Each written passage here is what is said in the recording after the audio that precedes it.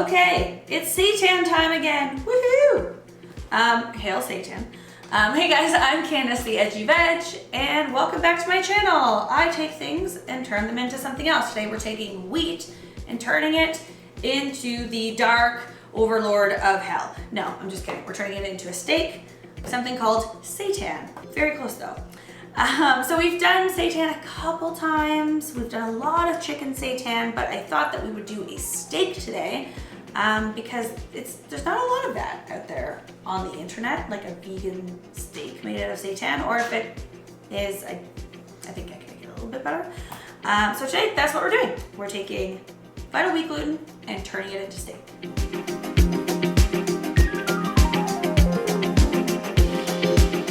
For our dry ingredients, we have vital wheat gluten, nutritional yeast, spices. I'm using garlic and onion, and some chickpea flour. And I just want to whisk that together in a bowl and then set it aside because we're going to get back to that. Steak, from what I can remember, it is a little bit on the sweeter side than chicken, which is a little bit more bland. So to kind of get that depth of flavor, I'm also going to use a little bit of brown sugar.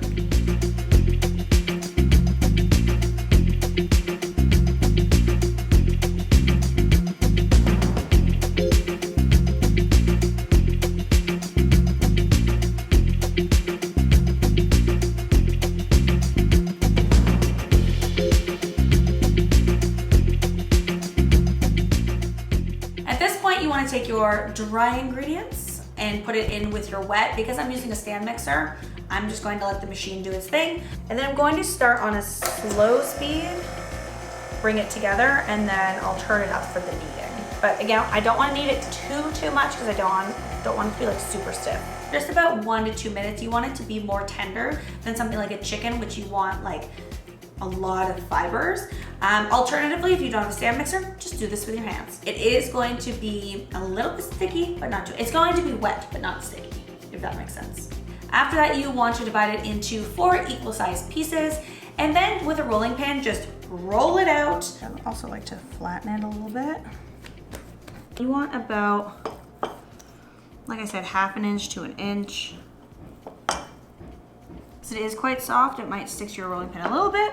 You can make this really any shape that you want. Just make sure it is about 1/2 inch to 1 inch thick, and they will double in size. Then I'm going to put them near my preheating oven. It's preheated to 400 degrees Fahrenheit, and just letting it rest for 5 to 10 minutes while I put together my cooking liquid or braising liquid. It's a little bit more than a braising liquid, but same but different.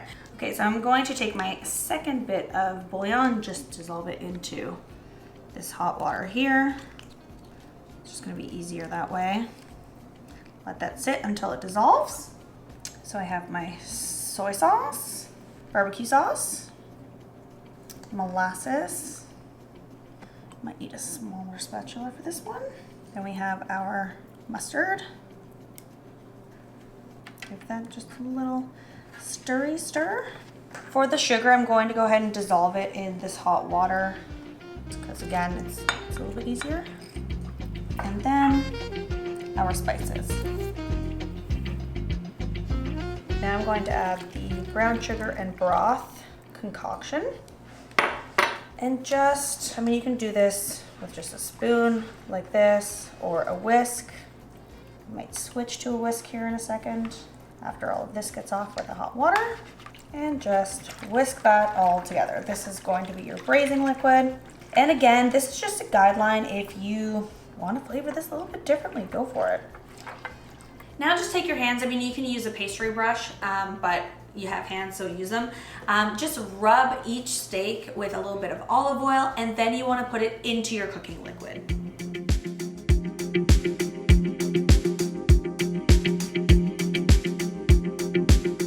All right, just take some of the marinade, cover it.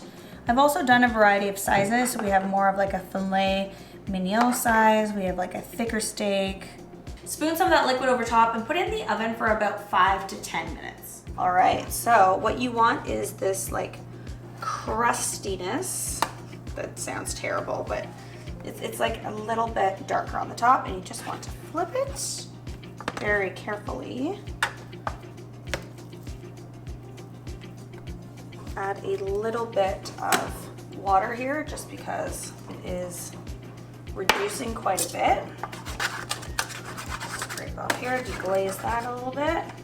And then I'm just gonna spoon some of this liquid on top again. So I like to just kind of tip it and then collect it kind of from the corner here.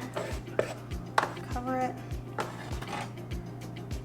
And now we're going to put it in at a lower heat. So we're gonna lower the heat to about 350. Go for another like 15 to 20. And in total, it should be kind of between 15 and 20 minutes total of cooking time. So then you can take it out of the oven, you can serve it right away with your favorite sides, and if you love a sauce with your steak, something like, I don't know, steak sauce or gravy or something, butter, garlic butter, you can serve it with that, or you can put it into the fridge and then use it when you need it. You can throw this on a barbecue, you can cook it on a pan or a grill pan inside. Use it kind of just the way you would use any other steak. I like to slice it up nice and thin and use it for steak tacos. But that's pretty much it. It smells so good. Should we see what the inside looks like? I need a knife and thongs. Tongs.